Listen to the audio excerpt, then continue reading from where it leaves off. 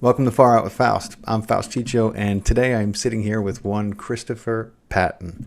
Chris is an international entrepreneur, technology diligence specialist, and ecotech advisor. He was the chief consultant on the first, is it LEED or LEEDs Platinum Oh, Certified? Leeds. It was a Leeds Platinum certified home down in California. Yeah. That's right, LEEDs Platinum Certified Solar Home in California, and consulted for the Pastor Group of Monaco, UNICEF, the Blackstone Group, and many others. Just sit tight. There's a lot more to come. Chris is an accomplished inventor with a background in electrical engineering, mining, and hydrogen technologies.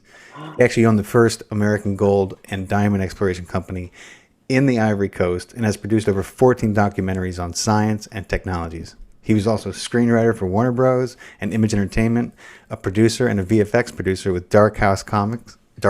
Horse. Yeah, There Dark you Horse go. Comics. I collect them. I should know how to say it. And and a science advisor to the motion picture industry. Yeah. After having tested, financed, and evaluated hundreds of technologies, Chris funded Quantum Green Technologies, which is an advanced eco-technology incubation and development company. So presently, he is the founder and CTO of Phase 5 Energy, advanced motors, turbines, and clean energy systems for the development in aerospace, nautical, agriculture, industry, and transportation, and a board advisor to GEM, Global Environment Media. And the list goes on and on and on. And I can literally sit here for the next 20 minutes and read this man's credentials because this guy has been, I mean, everything. He's an international entrepreneur. He was an FBI consultant on like Ponzi schemes. And I mean, this dude has, it's crazy. I mean, he's got a background in electrical engineering, mining, nutritional biochemistry. Chris, tell me some things that you don't have, some expertise in. Is there anything? First, Oh man, that would fill the rest of the room. Everything else that you didn't read, I have no experience with whatsoever. cool, man. Well, hey, thanks for beaming in. We appreciate having you here, and I know that you're in the South Pacific in an undisclosed location right now, so I really appreciate you giving me some time. My pleasure, man. I'll do one quick question, one quick change on the bio. I'm the founder of Phase 5 Energy. I had to step down as CEO so I could go out there and work on the science a little bit more and not get stuck in the office.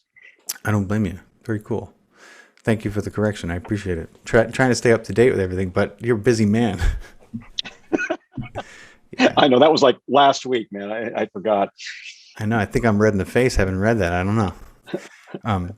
So, dude, I mean, as a filmmaker, and it just blows my mind everything that you've gotten into, and I get my balls busted a lot. Like, dude, you're an actor. Like, what do you know? I'm like, you'd be surprised what you learn, working on motion pictures. But Oh yeah. And listen, the great thing about the film industry that people just don't get is it's not only a multitasking industry, but it's hyper specialists working in really unique groups of problem solvers that I've never experienced in any other industry in the world. And like I said, I had a mining company where you have to have diverse engineering backgrounds with chemistry and geophysics and thermodynamics. When you go onto a film set, you'll have an electrical engineer combined with a mechanical engineer. You've got a stunt coordinator who knows pneumatics. You've got a camera operator who's a technical specialist. You've got producers who are amazing accountants and problem solvers, all packed in a room. And when you work in that environment for more than a decade, you start picking up the habit of there's nothing really impossible. And you work with a group of people who also realize there's nothing really impossible. And that translates really well over mhm. into the science area when you're doing speculative development, which is technologies that haven't really existed before or are on the verge of existing. And you take that motion picture, we can do anything mindset. You apply guys from the motion picture industry, because I have guys on my team that are prop builders, that are Mm. also engineers for doing special effects. And they're also technical specialists for doing electrical engineering on sets. When you say, well, we're going to be building a flying saucer next week. Oh, no, I mean a real one. They go, okay, well, is that Thursday or Friday? There's no questions. You don't get any questions from that group. It's great. That's it's really true. I mean, you really pull from all the greatest minds you can, especially when you are at liberty to with the right budget. And I mean, look at some of the technologies that came out of George Lucas and James Cameron. I mean, these guys are Totally. Great just examples, man. blazing. Great examples. Them. I mean, you look at from Lucas, you have Pixar, and from Pixar, you have animated softwares that are used in every motion picture industry to simulate. When I was a visual effects producer, for example, back in, I'd say, 1995, I remember that we were trying to figure out how to make simulated crowds because they didn't have it at NASA. They didn't have it with any other military group that we were talking to, trying to figure out how do we do big crowds. Well, we called Weta down in New Zealand, and they had been working with a team over at ILM to create this really amazing crowd software so that we could make crowds that ran and bumped into each other and fell over on the street and got hit by cars. And the software didn't exist outside of the motion picture industry and was later adopted by military groups and intelligence groups as simulation items. Wow. I wonder what they were doing with it. Well, they weren't making orcs. Yeah, no, that's true. They weren't having hot goblin orc wars. Yeah. That's right. But so tell me, man, I got to know because I really enjoy. This is one of my favorite movies, and I remember seeing it when it came out. But the original idea for the movie Blood Diamond was was that inadvertently based on your life and your adventures mining diamonds in Africa? Like, is it? Like, how did it, because I know that Brad Pitt's company, and then was George Clooney like interested in your life rights? That's what I heard. Oh my. Okay. So back around 1999, I had just returned from West Africa after about 3.5 years of a not so great experience in the gold and diamond exploration business. And just by coincidence, I was working with a friend who was producing a low budget sci-fi film in Los Angeles. And I'd been working with digital for a while. I was actually considered one of the top digital specialists because I'd been working with Panasonic cameras and Canon cameras, and nobody had really worked with digital yet for motion pictures. So I came into town because I'd done documentaries digitally for the better part of 3 years while I was doing stuff in Africa. And a friend of mine said, "Hey, you should take this sci-fi film that you're willing to help your friend with over to a studio and help get distribution." I said, "Well, funny enough, I grew up in Portland, Oregon. I know the owner of Dark Horse Comics. He's got a deal over at Universal Studios. He might like this." So I took it over, and we just had a little lunch talk about the film and what's been going on. And he hadn't seen me for the better part of a decade. And he goes, "There was a rumor that you're dead." I said, "Really?" He goes, "Yeah, man, there was a rumor that you got like shot in the head or something like that over in Africa." And I said, "Well, I got shot and stabbed and was a POW for a few weeks and I had some really bad misadventures, but no, I'm not dead. Things are okay." He goes, "Well, could you just write up what you just told me a little bit into a 1-page synopsis?" So I did. I just kind of wrote my 1-page adventure to him. By coincidence, he was going to a major Hollywood agency the next day for a meeting. And he said, I got to tell you about this guy that I've known for like 30 years named Chris Patton. He just got back from Africa. He had this really weird adventure. He got shot and stabbed, and he was hiding diamonds up his ass." And they go, "What? Really? Really?" Well, it just so happened that got their attention. So Brad Pitt and Clooney were looking to do a remake of Humphrey Bogart's Sierra Madre that week. And there comes my treatment called Sierra Leone, about my adventures in West Africa, fighting with my partners over gold and diamond and some misadventures that we had. And they said, "Oh man, this is like the timing on this is perfect. Can we pitch it?" So they pitched it over at George Clooney's company, which was called Section 8 at the time, with Steven Soderbergh. And then Brad Pitt, who had a deal with him, had a company called Plan B. Section 8 and Plan B. Thank you. Plan B, I think. And what happened was I ended up with something called a split rights deal. It was my very first deal. Warner Brothers optioned my life story rights, but Brad Pitt loved the treatment of my adventure. And my treatment was altered to sort of be a little more friendly towards anybody reading it. I didn't want to give him everything, right? And he loved it because he thought it was a dark comedy. So he signed on. Pitt signed on, and Warner Brothers, Lorenzo di Bonaventura sent me a message saying, "Oh my gosh, man, I used to mine, what was it? Sapphires and rubies in Argentina and Chile when I was a teenager, and your adventures reminded me of everything I used to do. We're doing this." So then within a week, I got an option on my life story, which they owned for about 7 years. And they owned the treatment called Sierra Leone for about 7 years. And for 3 years, they were just trying to figure out what stories they wanted to tell with it. And here was the other thing that had happened right after they optioned my treatment. There was a Vanity Fair story that came out in 2000 or so about blood diamonds. So just as I pitched it, just as I'd gotten option, just as they bought my life story rights, it validated everything that I had just told these guys, that they'd never heard about the blood diamond story that was going on over in Sierra Leone and Liberia at the time. So then everybody got really excited. They started bringing in writers from the City of God and some other people to kind of do their pass on it. And it kind of lingered around for about 3 or 4 years, and they just kind of pulled the elements out that they wanted to use for the film. And then with every deal, eventually, like within 2 or 3 years, they wander off, and there's a studio exec change. Brad Pitt left Warner Brothers and went over to Paramount with Brad Gray, and the things just kind of moved around a little bit. But they optioned it 3 more times, and bits and pieces of my life managed to get worked into that story. Yeah. That's so Hollywood. Yeah, that's incredible. Chris, show them the scars, man, on your hand. Oh yeah, show me the close up. Show me the scar on your hand. Tell them about how you were walking around and all of a sudden like station wagons had like machine guns in them, and you're like, you don't really know like a revolution is going on, but you like, tell them how you got over the border, that whole thing. Oh, well, we were in this little area called Ma, which was we were right across the border of Ivory Coast, working our way over into Liberia. This is how we got things went sideways. For about a year, I was doing gold, and gold was fairly easy to sort of manage in terms of doing and finding it and getting deals for it and melting it down and smelting it, working with these companies called Sodame that would give you the cash for it. But it was a process, man. You could make a lot of money, but it was a process. Then about a year into it, I met with a South African, and that's kind of who they ended up sort of portraying in the film, the South African I worked with named Eric. Yeah, I remember. Leo. He was right? the Leo one, played him, right?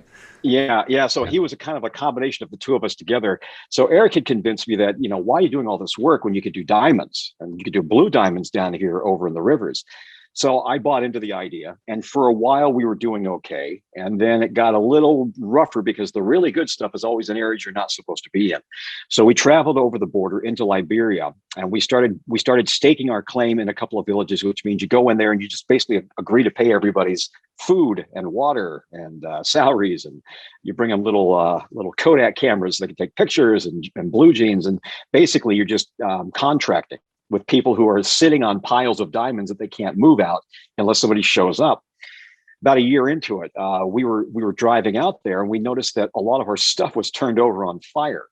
And 2 or 3 of the villages that we were visiting, nobody came out to visit you. Now, the rule of thumb at the time was, if you show up to a village and nobody comes out, they're probably dead from Ebola. So you don't get out of your car. If there are chickens running around and no children, just don't get out, just keep moving on. Well, in this case, there was lots of children running around, and there were chickens, but there are no adults. They'd either been shot or conscripted into this little guerrilla war.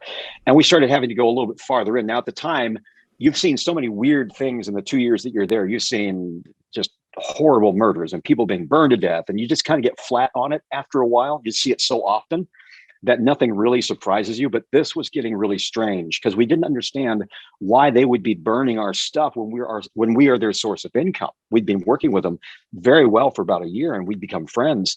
So we started going deeper in country, and the more deeper in country that we got, the more we noticed people were packing. And we saw a lot of sidearms. We saw them a lot of machine guns, until one day we saw the Cadillacs rolling down the street with 14 and 13-year-old kids with AK-47s, firing them into the air. And they were shooting them at whoever was in the street.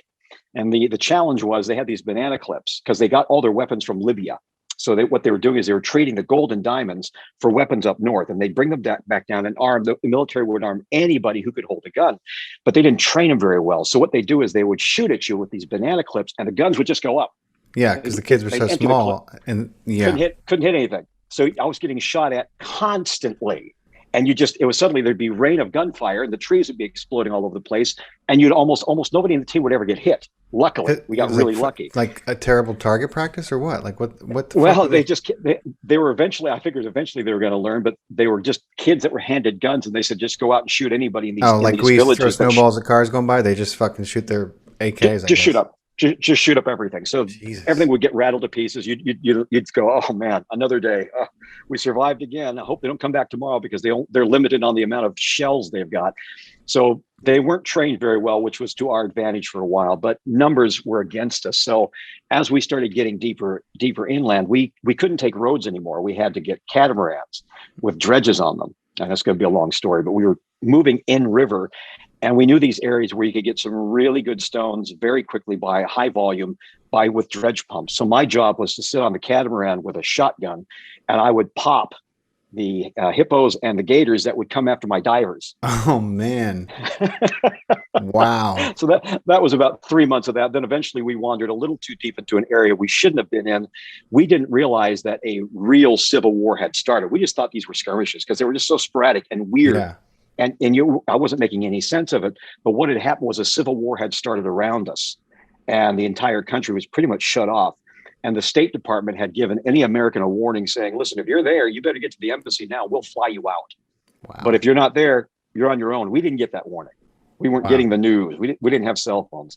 So we got that warning about 3 months too late, and we'd been cut off for a while. So by the time we got the warnings, my team was mostly dead. I had gotten picked up, taken to a small village. Bad things happened. I managed to escape after about 5 weeks. Wow. And I ran down to the embassy again. Actually, I ran to the embassy over in, not the embassy, but I went up to a clinic, actually. I ran into a clinic, told them I was American. They knew, and they were expecting a French guy to run in because there would be no Americans out where we were, right? Right. So when I came in there, I couldn't speak to anybody because they were speaking this version called Bowley French, which was very difficult to understand even if you speak French. So they didn't know what was going on. I was torn up. I'd been cut twice. I'd been stabbed. My arm was chewed up a little bit from a graze on a gunshot. They patched me up. And then eventually I managed to hide in trunks on my way back over to the Liberian border by somebody who was kind enough to hide me in there for 3 days and make it back over to Yamoussoukro, which is the capital of that state. And then they flew me. They gave me an emergency flight to Switzerland where I hid for about 3 months. Wow. Not telling anybody what happened, didn't tell my investors what happened, didn't tell my family what happened. As far as I know, I was vacationing in Switzerland. And then I made an attempt to go back. This is how goofy you are. This is how gold struck you get by this stuff. You think, well, okay, I'm okay now. Time to go back and get my stash. Yeah. And I tried, and it didn't go well then either. So, wow. That's crazy, man. So you're lucky to be alive, and probably in more ways than I can imagine. But I mean, just hearing that story. Wow. Young and stupid. Yeah. How young were you when that went down? 25. Oh, so you had your stamina. Yeah. I did. Wow. I ran really fast, really long back then. I bet, man. And that's cool. Somebody was kind enough to hide you on the way out, and risk. Several people, actually. Yeah, there was a people. lot of people. I was very, very lucky that I wandered into the small village that I did that had the last open pharmacy in it, that had a clinic inside. And they got what was going on without really understanding. Right. I was in my. You showed up and told the story. I'm sure. Without saying a word. Yeah. Help! So they knew I was American. So they thought, okay, this guy's definitely in the wrong place. I was too far away from the to get. I can't remember if it's Jonestown where we were at the time, but I was too far away from the embassy in Liberia, and we were closer to the Ivory Coast border, which was about, I think, 150 miles. So I had to leapfrog from trunk to trunk with family members. And fortunately they had big families. So you have 13 brothers and 14 sisters. So they just kind of kept leapfrogging me into these trunks until I finally made it back over. And I'd hid my diamond stash in the spare tire. I had a big sock full of diamonds that I managed to keep hidden. I shoved inside there. And when they took me to the border, they couldn't drive me over because the military there was grabbing and conscripting cars. I had to hide in the bushes, and I had an inner tube from one of the cars, and I swam across the river with the sock of diamonds in my mouth. Holy shit. My God. Just to get back over to Ivory Coast and hide in Yamoussoukro. Good times. Let me ask you this. I'm just so curious about it. If I was writing the screenplay, I'd ask you because I would want to know for accuracy. And of course, it's not a reflection on these people, of course. They're risking their lives either way. But did they bring you over out of the kindness of their heart, or did you promise them? Yes. I never had to promise them anything. Oh, wow. Okay. And I'll tell you why. Because generally when you're out in that area, they suspect you are out there bringing help and food and working. So if you're French and you're American, you happen to be out there, it's probably because you were out there bringing stuff. You're never usually taking something. You've got to be doing something to get that far in. Right. And they knew if I was standing there in my underwear, shot up, covered in blood, I was in the wrrong place. They had no idea you had a sock of diamonds up your ass. No idea. I'm just kidding. No, I didn't. That's amazing. That's amazing. So how did you go from you were like torn up in Africa, then you were in Hollywood, and so somehow you went from working on films to working full time into developing green technologies. How did that take place? I'd always had an interest in science. So when I had this gold and diamond exploration company, I was mentoring under a gentleman who'd been there since the 1950s named Bert Oliver, really nice guy. And he was willing to take me in. He was from Los Angeles originally. And he taught me the necessity of sustainability in remote areas. If you intended to be out there in Africa to make money and do a gold and diamond run, you actually had to be sustainable by nature. So we had taken these single piston pumps and cylinders. They used to call them thumpers, which were these old French pumps that you could convert to almost any form of biodiesel that you could make out there. And what I was making alcohol fuel from coconuts. It ran really, really, really ethanol. So I made my own bioethanol out there. And I'd also learned how to do electrolysis and I was using a custom-made hydrogen separator that we built out there in the field that was from a 1930s design that was creating atomic hydrogen, which was really weird. They called it Brown's gas later on. But in the 1930s, it was an atomic hydrogen process. Bert had been using that for almost 40 years or so as a means of separating gold from quartz. And I took it for granted when I learned this process that this is just what you did.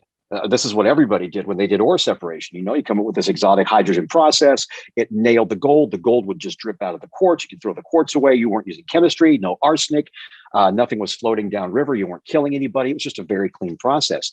But it was also a way to heat things up very smartly in the middle of nowhere with a car battery, some potassium hydroxide, some stainless steel, and just a little square wave generator. So it was a Radio Shack atomic generator. It was very, very cool. When I got back around 1998, 1999, I went over to Nevada to start up another gold operation, and I was looking for a plasma ore separator. And they said, that doesn't exist. I said, what are you talking about? I used one for 3 years over in West Africa in the middle of nowhere. We had a hydrolysis machine, the whole deal.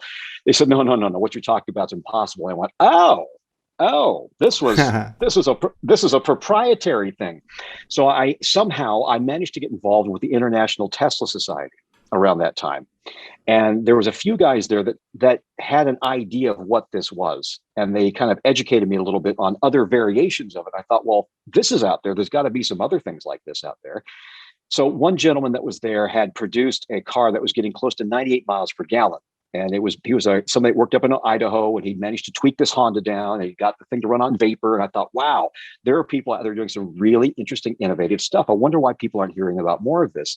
So that's when I decided that I was going to take the money that I'd made in West Africa and start chasing down these X-files and sustainable energy technologies, because I knew that there was a lot of them out there. And if you're in the inventors group, because I was kind of an engineer, I was more of a technician than an engineer, but I had a good engineering background. I could have these conversations with these people, and I wasn't somebody they were afraid of. They'd spill the beans, and I'd keep pulling the strings on things that I was interested in, like nuclear waste remediation. Did it exist? Cars that would get 100 miles per gallon. Did they exist? Is there a way to neutralize toxic waste in cities? Did it exist? I found them all. Over time, you just managed to find the individual in Germany, whether it was in Japan in 1943, nuclear batteries that were never let out to the public. There's just a whole myriad of things that you just discover that Tesla science is alive and well, and has been for some time, and is in wide scale use. Funny enough, one of the weirdest adventures I had was I was turned on to an Amish group over in Millersburg, Ohio, or Iowa. One of those two, Iowa, I think. And these guys had been using Tesla technology to run their John Deere operation for 25 years. And they weren't showing.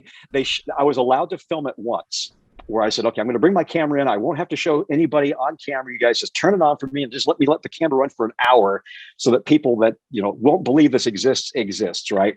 So they had this dynamo that they fired up, and then they had a series of light bulbs that they lit up, and we let the thing run, and there was no external power. They just kind of kicked it over once, kept going, and then they opened the thing up for me, and you see the inside.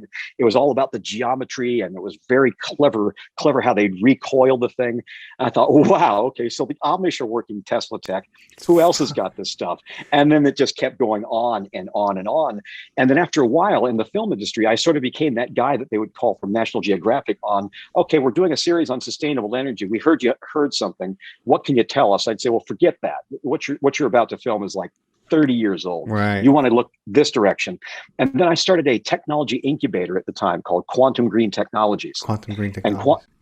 yeah, that was me taking all my friends from Rolls-Royce, MIT, some guys I met at NASA, some Caltech guys, some guys from Australia, and I packed them all in the room and I said, okay, you're not leaving until I squeeze out all the secrets. I need to know, is there a way to reverse the decline of the planet and save our species from extinction with technology that currently exists with a twist?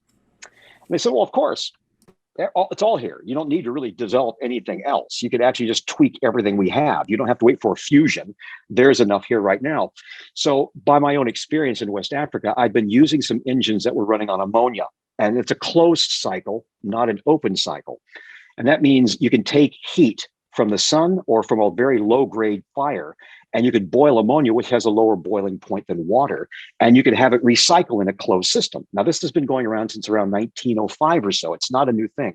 They called it an organic Rankine cycle, but I didn't see it in wide scale use from a civilian point of view, mostly military, mostly nuclear power plant stuff. And I thought, well, this would solve everything. If you could just take a copper pipe and fill it with something that boils less than water and stick it in every smokestack, like a bakery, dry cleaner, anybody that lives in Alaska, you could potentially have between 5 and 10 kilowatts of usable energy. You just be creating your own power source simply by you existing and using the system, right?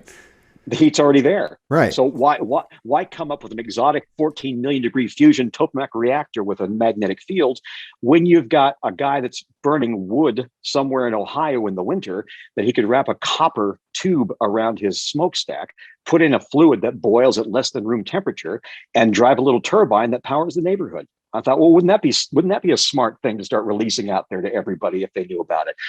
What I found is that the weak spot in a lot of these heat to power, and we started really specializing in heat to power applications, not so much on the exotic Tesla ambient energy antenna drawing power from the atmosphere stuff. I thought, okay, that's somebody else. That's not me. What I'm really good at and what I got good at in Africa was converting low grade heat into usable power. But nobody was selling the motors and turbines for you and I to do that. You'd have to go to Ingersoll Rand or these really big companies, and they'd say, sure, that's a great idea. So after you give us $2.5 million for the prototype, and don't break it, because you're only getting one. You're only getting one. I hope you've got $10 million in case you need 5 of these things. I thought, oh, this is why. Yeah. Nobody's really built the parts and pieces for something like this, right? So I decided what we needed was a motor company and a turbine company, and take the stuff that exists currently, maybe stuff the military's built and they've thrown away. And I managed to get these really brilliant inventors who'd worked on these motors and had compiled these motors. Plus, with my own experience with turbines, motors, and pumps, I was able to sort of amalgamate what I knew with what they knew. And we came up with a series of motors and turbines over the course of a decade that are less than $1,000 to $3,000 to build. They scale to 5 megawatts plus. They can be built at 5 kilowatts. You can apply them in automobiles. You can put them in boats. You can put them in your house. And I thought, well, that's not enough. It's good, but it's not enough. Now we need to have all the other stuff. We need the things that will drive these engines, because I don't think people are going to be really enticed to figure that out. We have to give them a nice, easy, spoon-fed box of information. So I started specializing in other forms of liquids that would start to boil at less than room temperature. And I mean like 30 degrees Fahrenheit, minus 50 degrees Fahrenheit. Anything that would boil at less than 200 degrees Fahrenheit is what I was looking for. Or what is that, 100 Celsius. So the company Phase 5 Energy came about around 2011, when I started building up a thermal reactor at the request of a friend of mine from NASA, who said NASA's looking for a way to power lunar habitats and Martian exploration sites with a non-nuclear battery. I said, well, I played with this really kind of interesting hydrogen before, and I think I found a way to tweak it, but I don't think you need to use hydrogen, because we're just trying to tune in a very specific vibration to a very specific material, so it doesn't destroy itself, but it'll get as hot as we need it to, like a nuclear reactor without the radiation or without the nuclear byproducts. So what I did is I created this thing called the Phase Core Thermal Battery. And at the time, it was meant to drive my little turbine with these fluids that boil at less than room temperature. I combined this thermal battery, which was driven by a high frequency electromagnetic pulse, And what would happen is, it's like, imagine a coffee can. You take this coffee can and you bounce a signal back and forth inside at 3 billion cycles a second. And inside this thing, you've got materials that hate that song. They hate that song so much when you turn it on, they try to get out of that can, but they can't. So they're stuck in there vibrating at 3 billion cycles a second. So they start to get about 2,000 degrees Fahrenheit. But their tolerance is about 5,000 degrees. So it's like a filament in a light bulb that never burns out, but it's really, really hot. So you take the same amount of energy you use to make toast, and you get a coffee can size device, and now it's 2,000 degrees. The question is, what do you want to do with it? You can use it to heat your house. You can use it to heat your jacuzzi. You can use it to power something that has a low boiling point with a turbine that's very affordable, and use it to run houses and trains and cars and things like that. So we thought, well, let's start with NASA, and we'll get a nice little, we'll get a white paper from a friend of mine who was an engineer at NASA at the time, and we'll have him sort of illustrate it, how it should work for NASA. And if NASA likes it, and they did, then maybe we'll bring it back to the civilian sector and say, look, it's good enough for the space program. It's probably good enough for everybody It's usually else. a great sales pitch. So there you go, Isn't man. that Tempur-Pedic's sales pitch? That's right. So we managed to create artificial heat as hot as we needed it to be for a very low cost, and put that in a nice little box called the phase core. And we were just at that tail end of COVID of wrapping that finished design up. And then about a year and a half ago, I started exploring the idea of getting out of these organic fluids, which is like ammonia and freons. And a really good friend of mine, and we did an experiment in 2016 that proved this out, that we could create a hot air engine in a closed cycle. As long as you can get it cool and hot, it should run like a Stirling engine nearly indefinitely if you build it right. So we did. We actually built 2 of these engines using hot air instead of an organic Rankine cycle. And it was validated by a $28 billion engineering firm. Wow. They did diligence on it for about 3 hours. They wanted to see a 15-minute test. We let it run for 3 hours. They went home and did 60 more days internal diligence. They came back and said, where would you like your factory? And I said, okay, Wow. well, this is a good sign. Yeah. But we weren't quite done yet. It wasn't quite a product. It was a great concept that we'd managed to spend about $1 million putting together. So I had to go out and raise some more money to build something that was closer to a product. And in the development cycle, we were building 2. One on the left here was something that would run with these organic fluids that are common, and one would be something that would run on liquid air. So we ended up successfully building a system that would run on liquid air in a closed cycle, which gives us an infinite fuel source. And the trick with something like that is just trying to decide whether you want to have it driven as an open cycle, which allows you just to bring in air, liquefy it, heat it, boil it, and now exhaust it, which gives you a nice air conditioner at minus 150 degrees Fahrenheit. Or you do a closed cycle where it's not exhausting to air. Then you have a couple of refrigerant gases that are kind of bouncing off each other. But no matter how you cut it, it's actually a solar thermal system, because it only works if there's heat driving it from the outside. So no matter how you cut it on any of these systems we have, they require some form of heat. It's just a matter of using a really clever refrigerant that requires a very small amount of heat instead of a very large amount of heat. One sounds like it would be perfect for the space program, and the other sounds like it'd be perfect for Earth. Correct. I mean, Exactly. You got it. So with the closed cycle one is the one that we kind of detailed up for them on, this is something you won't have to open again. Probably give you about 20 years of useful work. Terrestrially, it made more sense for us to not have to work such an expensive device for the public sector, but get something that would just bring in air. We've got a very clever, very high efficiency way of compressing that air into a liquid at almost no cost, about 1% of what it would normally take to do that. And then that liquid air, you've got basically for every pound of liquid nitrogen, and that's 78% of what you're breathing right now. 78%. So you've got 70% of what you're breathing is your source of fuel. When you condense that down to a pound, it has the same energy density per pound as a pound of lithium ion. Wow. That's how its energy density is there. So once it's in a cup and it's liquid, if you were just to go to like this, that much heat is enough for it to expand 600%. Wow. And drive a turbine. It's mind blowing. It's just completely mind blowing to think that. I mean, these technologies they're not hiding. I mean, I guess in a way they may be hiding because they're not in the general public in the public sector. But Right. I mean, people know they exist.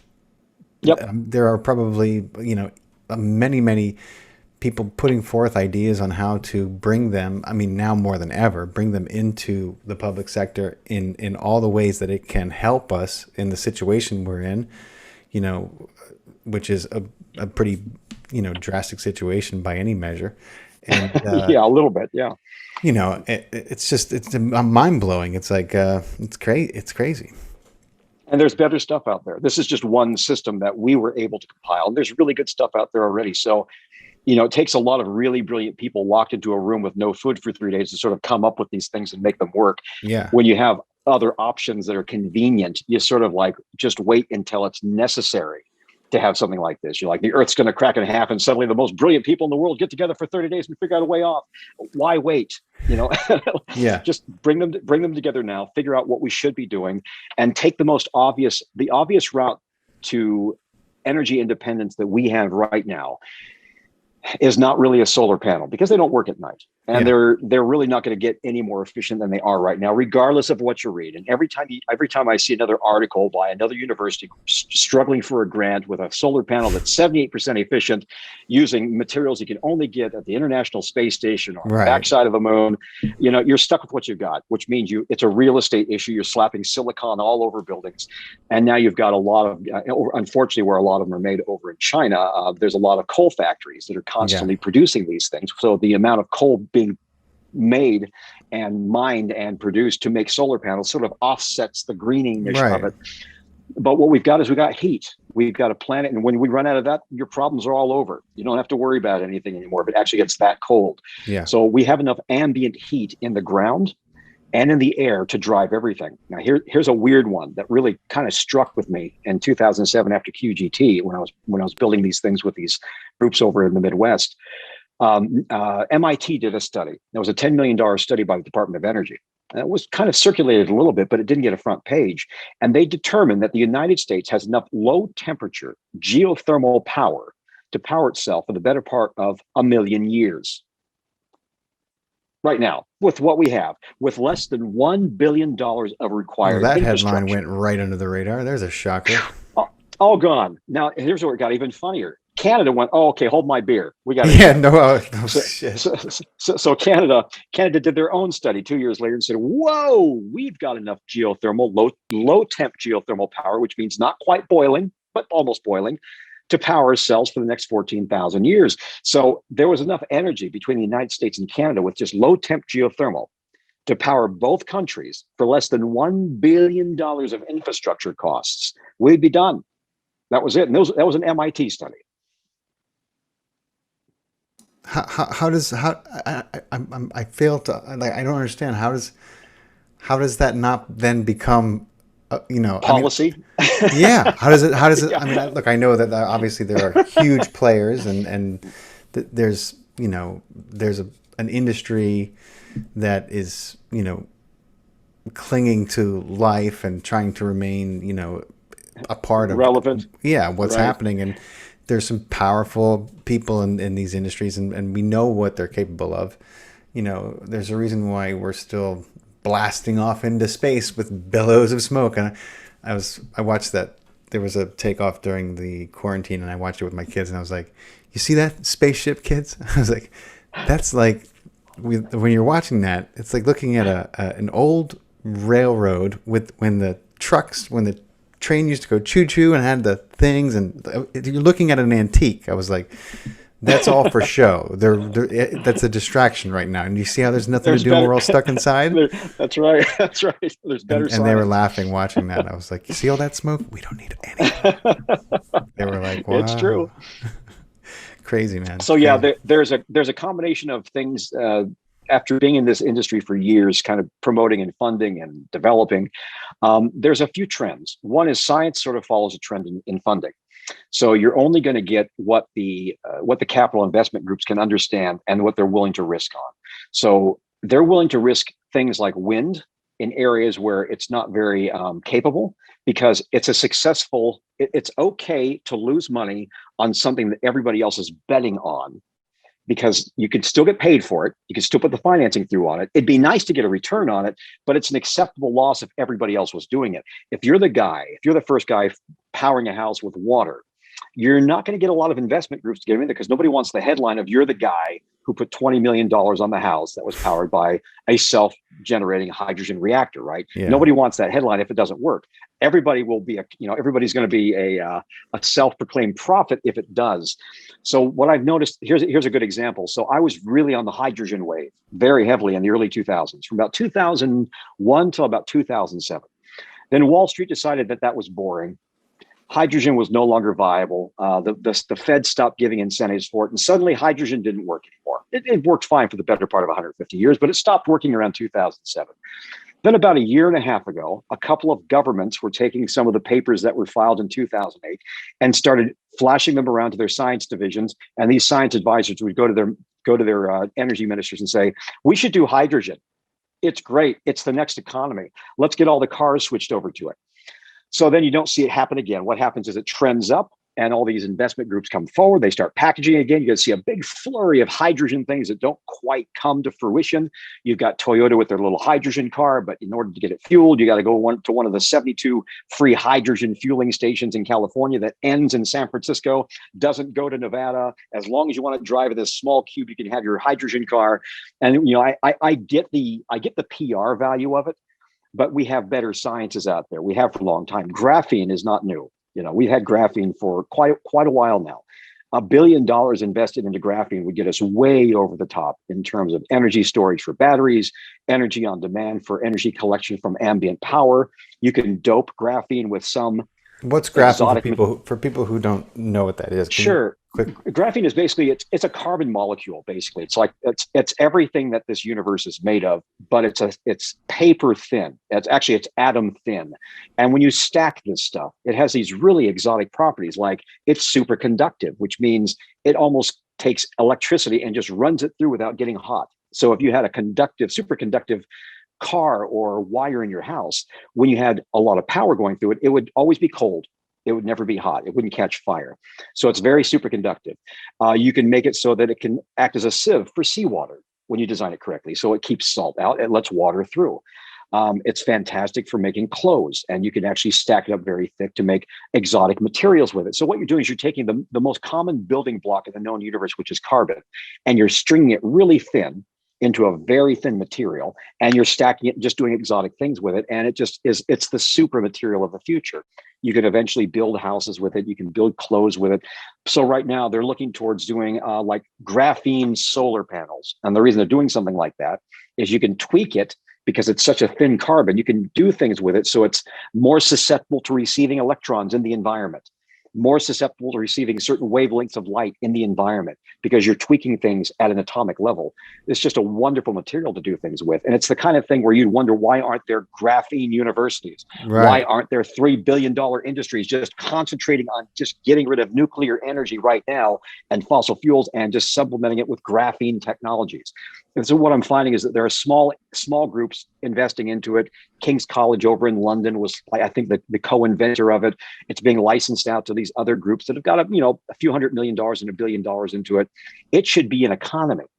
It shouldn't be a science project at this point, because we understand the benefits of it. Anyway, that's my graphene pitch. It makes me think about hemp and the fact that we're still cutting down trees to. Right, exactly. It's like, why? Why are we still doing that? The argument's over, man. You can mine the stuff. You can liquefy the stuff. You can turn it into paper. It becomes clothes. You can make building blocks with it. You can make rebar with the stuff. It's no longer can you. It's why aren't you? Yeah, with so many things, it's why aren't you? With so many things, it's crazy. So you were close with an extraordinary engineer named Joe Holden. Is that right? Oh, yeah. Yes, I was. Joe Holden was a very close friend and a mentor for about 10 years. Awesome. And you guys have been pretty busy. I mean, I understand you and him developed some pretty amazing technologies together. But here he helped you. He helped me. Yeah. Here's what happened. We collided together around 2004, 2005. Commander Joseph T. Holden was the guy who invented the afterburner for Rolls-Royce in 1948. He was the co-engineer and original test pilot for the Concorde jet.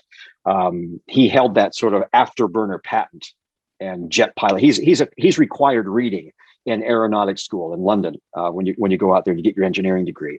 He had, I think, oh my gosh, 7 degrees. His background was extraordinary because he survived the Blitz during World War II, and he was strafed and shot in the calf by a German fighter plane, and he ran home, and his house was bombed, and his family piled on top of him to save him, and they all died. Oh my God, that's a rough day. Yeah. So he was stuck under his family for 3 days before they pulled him out. He became a war orphan, and at the end of 1945, there was something like, I think, 70 or 80,000 war orphans around London, and Rolls-Royce put together an apprenticeship program. And it was a combination of MI6 or MI5, whatever it is. I can't know what it is. They're intelligence agencies combined with engineering, combined with military. And what they wanted was combat engineers who could sort of rebuild London and sort of supplement the regrowth after the war. And Joe was one of 10,000 students that were taken into Rolls-Royce into this apprenticeship program, and he was the last one standing. And when he was 18 years old, he invented the afterburner. And that was in 1948 or so. So that was his. He kind of peaked right there. It's kind of tough to top the afterburner when you invent it. And he ended up working with a lot of really amazing technologies from that point forward. When I crashed into him around 2005, we were working on a green tech project together over in Taos, New Mexico. And I was bringing in some of my exotic hydrogen knowledge, and he was bringing in some of his thermodynamic knowledge. And he realized that my weakness was process thermodynamics. I was really good at invention and innovation, conception and building, but I couldn't get there mathematically very well. And he picked up on that really quick. And he says, listen, I'm going to teach you Rolls-Royce thermodynamics and process engineering. You need to know this for what you're doing. Because at the time, I was doing the earliest version of that plasma thermal battery for NASA that I was telling you about. And I presented it to him. He goes, this is extraordinary because I've never seen anything like this. I want to help you. I want to show you what kind of motors and turbines you need to drive something like this. So he became my mentor on what we would need to make something like this work with the right kind of turbines. And what should the turbine be? Should it be something off the shelf? Should it be custom? And he had a very extraordinary micro hydro system at the time that he was trying to pitch as a way of replacing dams down in South America. So these companies would go down there and spend $3 billion and they'd dam up an area, they'd wipe out the indigenous life and they'd wipe out the biosphere. He said, that's not necessary. You can take a very exotic small turbine that's properly designed and replace dams without having to dam anything up. And so he was on a crusade. He was in his late 70s at the time on a crusade to get rid of the dams that currently exist and use these pipes that would bring the water in off the side of the river, run it through this series of these micro turbines that were very powerful, very extraordinary, that could be dam replacers and replenish the biosphere of areas that had been dammed up for the better part of a century. Because a lot of them are coming down. There are some that are all over the United States that are at their wits' end, and they've got to be blown up. And there's still useful flow that you can use without having to dam everything up all the time. I'm shocked to see people just see a dam and it's just so part of life, and then you start to learn about the damage that it's done to the ecosystem, and you're like, holy shit. It is. It's more treacherous than I knew. I didn't realize it at the time, the amount of damage that it causes to the biosphere and to rivers and to wildlife and the salmon and the schmaltz and everything that gets sucked into one of these things. And he was really adamant about it. He was sort of like his end life mission was getting this out there. So he and I worked together he became a part of my company at the time, Quantum Green Technologies, and was my chief mechanical engineer. And he was sort of the overseer of all the math and all the engineering that would come through, and he would correct me. And when he passed away, he left me about 50 years of legacy materials and science and process thermodynamics and all the secret sauce to the engines and the turbines and a space plane and all these wonderful things. And I've incorporated all of Joe Holden's stuff into everything that I've done. That's a wonderful homage to him and way to honor him. Yeah, that's pretty cool, man. Thank you. And you were working on a documentary with like one of the greatest Japanese inventors ever, right? Whoever, how do you say it? My goodness, Dr. Yoshida Nakamatsu. Yeah. Gosh, that was back in 2008 or so. That went on for about 2 or 3 years. He's a challenging fellow to sort of nail down into it. He's the Ron Popeil of Japan. This guy had, I think he's got 1,800, probably 2,000 patents by now. At the time, he had more patents when I met him than Edison had back in 2005. By 2007, he has like 200 patents a year. Basically, he patents everything he thinks about from when he gets up to when he goes to bed, and he just has a machine that patents it out. But he had some extraordinary inventions. Actually, he had a house that was in downtown Tokyo, and he had the names were even named after him, Yakamatsu Street, and so he had he had this really extraordinary large house that was covered with a ceramic material, and he found a really clever way to suck up all the ambient stray radio signals and Wi-Fi and cell phone signals and convert it into power to run his house. What? It was brilliant. It was this proprietary shingle that he came up with, and I'm not sure if he shared it with anybody, but I had heard about that through a friend of mine who was the ex-president of the International Tesla Society. He goes, "You got to get to Japan. You got to see Dr. Nakamatsu, because he's going to want to mine you for information, and if you give him something, he'll give you something." So I went over there and I showed him some of the stuff I was doing with the thermal reactors and the hydrogen, and he's like, "Oh, okay, I take you to my secret lab now." So we go downstairs to the Bat Cave, and he had some wild stuff, man. He had, the one thing he's known for are those kangaroo shoes that athletes put on and can run like 40 miles an hour. They put them on their feet. Those like freaking ones with those ones with the giant. Him. Yeah. Oh my God. Yeah. I wonder what else he invented on that day. Well, let's see. He did. I think the thing that made him the most money, that he was most famous for, was he invented this hand pump for fuel in Japan, because everything was sort of oil heated. The houses are very old, so they're all oil heated, and they were using these World War II pumps for a long time. And he came up with this really clever, almost siphon pump that became standard throughout Japan forever. Wow. Everybody made a lot of money, I bet. Yeah, he did really, really, really. That was like his third invention growing up. And then after that, this is a weird one that I thought was kind of clever. I don't know if the general public knew about this. During World War II, because he was about 80, I think when I met him, he was about 80 years old, I think, or so. He had worked with the Japanese ambassador, and he had created a phonograph record that had information from the Japanese consulate or the Japanese embassy to the ambassador in Washington, D.C., and it was all spy tech. So he had invented this radio player that would do some form of a Morse code onto a standard record. And so when they were trying, I guess it was during World War II or shortly after, they were trying to look for spy tech. They couldn't find it because it was simply a record that the ambassador would play. And then the needle that he had could decode the message that was encoded into the music. So he liked Bach or something like that, or Mozart. So there was always this huge collection of Mozart records that would be shipped over to the ambassador in DC that had these encoded messages on them. It was interesting spy tech stuff that evolved a lot of his other little gadgets and gizmos and things like that he eventually took out of what he did for spy tech from Tokyo University and started incorporating it into gadgets and gadgets to be sold to the public sector. And all of it is just weird, fun, exotic, funky stuff. But the house, man, that house was a trip. That house was self-powered by radio frequencies, cell phone frequencies, and television signals. Holy shit. I mean, that's just crazy. It was a trip. How old was he when he invented the I mean, that was probably later in his life when he invented when he got his house to be a power converter, but yeah, that was in the early 2000s. Wow. Yeah, I was going to say there has to be enough. Well, there's probably enough, but then with Wi-Fi and that, I'm sure he was like plenty. Yeah, plenty. You're in Tokyo, man. The Tokyo Tower is right there. So there was broadcast. It was standard cell phone at the time. It wasn't. I think we were just getting digital at the time. But there was enough radio, TV. It was a conversion of heat, because it had several layers in it. I remember we sat down there and we examined the layers one by one. It was like a gold foil, and he had his own kind of graphene in there, whatever he was using. It was his own blended mix of things. Each panel was like a micro superconductor receiver. It was amazing. I'd never seen anything like it in my life. It's so cool. It's crazy. So I had a friend of yours, one of your partners on the podcast last year, Darren Oline. Awesome dude. Oh, yes, Darren. Such a great time. Captain America. Yeah.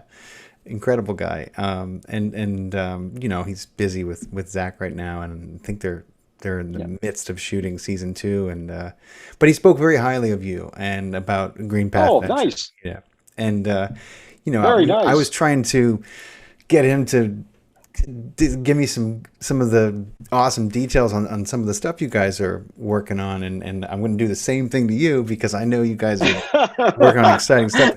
Like he mentioned like this cell phone that is like literally powered by your body heat. And I'm like, man, that would come in handy during Burning Man and like other events. Yes, it would. It's a great Burning Man accessory. We should just give those to everybody when you get your ticket. You go through that long line. They should hand you one of these little chargers as soon as you come in there. Absolutely, man. They really should.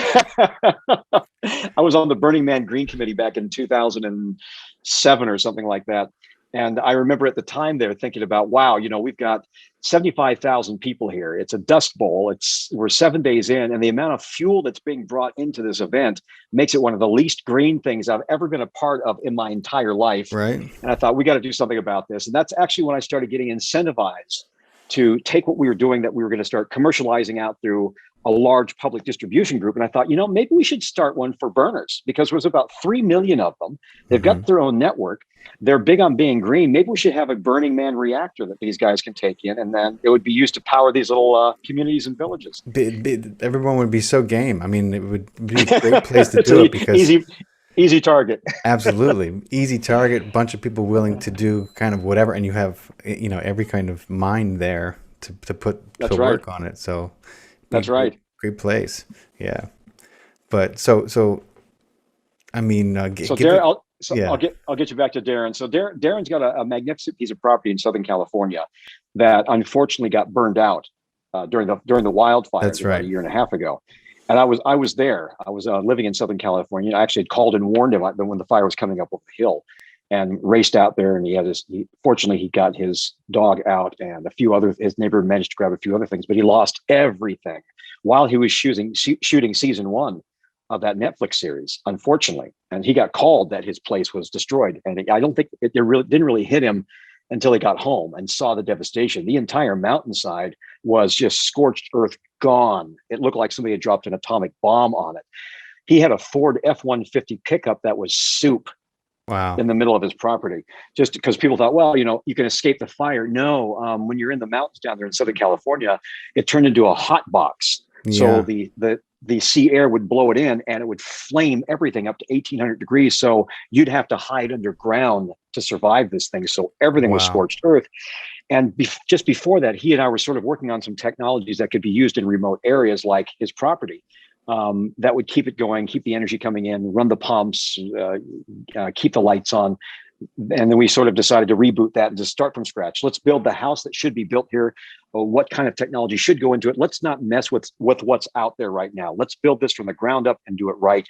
And he did. So he's building a magnificent piece of property right now that's incorporating a lot of really good regenerative technologies and systems, so that if something like this were to happen again, he's going to be okay. Wow. It's amazing. It's crazy, but amazing. I mean, it's crazy that he got that call. And no, I can't even imagine. I can imagine the call. I can't imagine being gone for 2 weeks after finding out your place is gone and then showing up and actually seeing it. Yeah. And it's still smoking. I showed up about a day after he arrived there just to see the property. And it looked like it was still cratered and smoking. The trees were still blazing, and it had been about a week and a half or something like that. It was terrifying. It had cooked so bad for so long.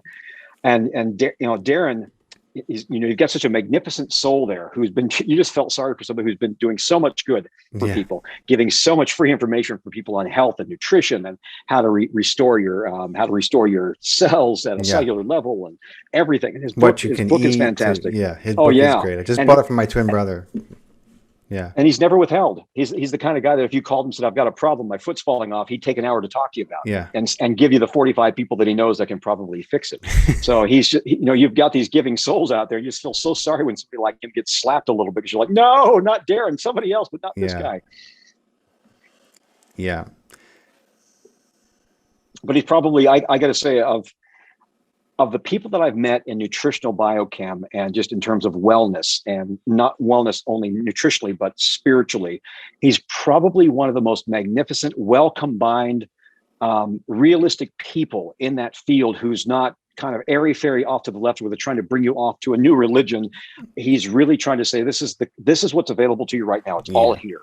Stop chasing the rainbow. You just have to stop doing stupid things, and you're going to be fine. Yeah. And yeah, he's definitely one of them. And it's funny because he's friends with another guy who's very, I think about him, and the way I think about him is almost exactly the way you just described Darren and Dr. Zach Bush, who you probably heard. Zach's great. You bet. An incredible guy. I mean, I was just introduced to his work during the quarantine and listening to him speak, and then learning about him and his life and about what he's done and where he's worked, and he's incredible to listen to and always sharing knowledge. And one of these days I'm gonna get him on the show so I can talk to him. Mine him for everything you can get. He's great. He's brilliant. Yeah, one of these days. He seems like a great guy. But yeah, so speaking of Zach, Zach loves to talk about the biosphere and inevitably agriculture. And he's turned his many talents to farming and helping farmers understand the relationship between the soil and our health, because it's it's something that really you would think it would be taught in schools. I mean, it's only part of what we do every day, all day is what we eat, and what you eat might be affecting you. Yeah, and where it comes from might be affecting you as well. You'd think that'd be a pretty easy argument to make, but you have to make it louder now more than ever. More than ever. I mean, more than ever, and I think that a lot of things that we're talking about that are happening to humanity, are an opportunity to really start this conversation on a global scale, because you're not going to fix any of these problems until you start to look at that first, because I feel like that's the prime force behind a lot of this. It really is. It is. Yeah, because if you're looking at an extinction level event, we're doing it to ourselves by what we eat. And the pesticides we eat and all the toxins we eat. So, there are other external factors like meteors and volcanoes and things like that. But you know what? They don't have to do the work for us. We're doing it ourselves by what we're eating. We're just extincting ourselves, and we're the ultimate consumer. They are delighted in us to consume ourselves to death, because there's more of us that you'll just keep eating ourselves to death. And it's just a market that never ends. That's right. And then what happens is, we get sick and we go to the hospitals, and then we're consuming. It's all going into the same bank accounts. That's right. So why not? There's a reason why we're not taught about that in school. There's a reason why even doctors aren't taught about some of these things, and that's because their job is to keep putting a Band-Aid on it. That's right. I remember in elementary school, there was always one person in school who had diabetes. One guy. There was always that kid that that had diabetes, right? Now you go to school, so like 30% of the room, 25% of the room now. I can't believe it. Now you got peanut allergies that didn't exist. Everybody could eat a peanut. Everybody could eat a peanut when I was in school. Now I'm on flights. I'm on international flights. They won't give you peanuts anymore because they're afraid somebody's going to choke and die in the aisle. You're talking to a guy who, I mean, I used to sleep with peanut butter cups. Okay, like they had the wax paper, and I there really wasn't a day when I didn't go without eating peanut butter cups, peanut butter jelly. I still eat peanut butter daily, and like my one son likes it, and my other son has this. He's not allergic to it, but he got it on his skin once, and his skin reacted, and so his mom told him he had an allergy, and now he has this aversion for it, and I'm like. And I just look at him and poor kid. Like, you're not my son, okay? Know. If you can't look at peanut butter, you're no blood of mine. That's right. No, but it's the allergies that have cropped up over the last 20 years. I mean, say what you want about our esteemed Dr. Fauci, but on his watch, there's been an incredible increase. I mean, you're talking about hundreds of new allergies that have popped up under his watchful reign at the National Allergy, whatever you call that acronym he's the head of. I mean, it's just a long list. It's amazing. I'm like, what do they do there? What's going on? I have no idea. No idea is right. But, no idea. It's crazy because I love peanut butter. I can't imagine how the body could react in a bad way to it. I know. I'm the same way. I'm an addict for it. But so it brings me back to what we're talking about, agriculture and what's going on. And I wanted to get into it with you because I'm very curious to what you have to say. It's obvious that in nature, that there is no master, that everything is self-governing. There's an order, there's a cycle Right. to all things, and it's Right. observable for the most part. Yep.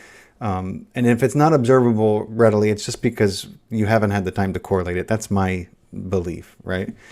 Right. But Right. we what we see with humanity is, this constant need to centralize, at least up to this point, to centralize power, Yeah.